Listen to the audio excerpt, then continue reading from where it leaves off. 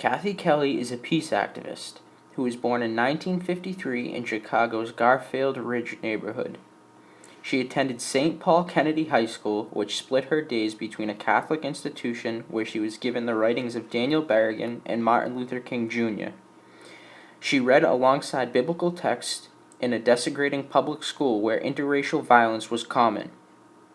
After graduating from Loyola University in 1978, and while still a graduate student at Chicago Theological Seminary, she volunteered at a soup kitchen run by a Catholic worker house.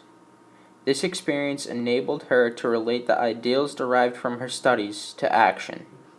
As a high school English teacher at St. Ignatius Preparatory School, as well as a committed anti-poverty worker, she encouraged her students to make the same connections between theory and practice.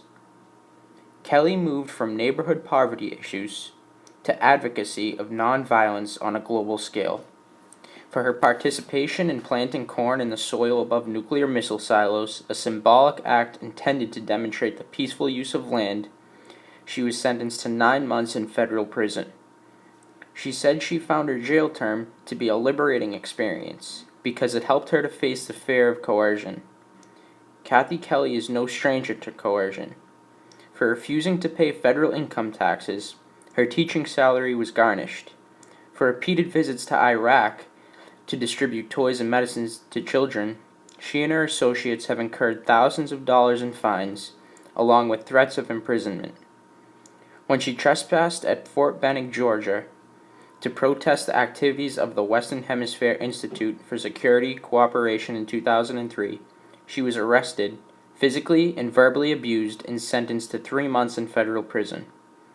She accepts the consequences of her actions, but is determined to stand against what Martin Luther King has called the violence of desperate men. As part of a peace team work in several countries, she has traveled to Iraq 26 times, notably remained in combat zones during the early days of both U.S.-Iraq wars. She has been arrested more than 60 times at home and abroad, and written of her experience among targets of U.S. military bombardment and inmates of U.S. prisons.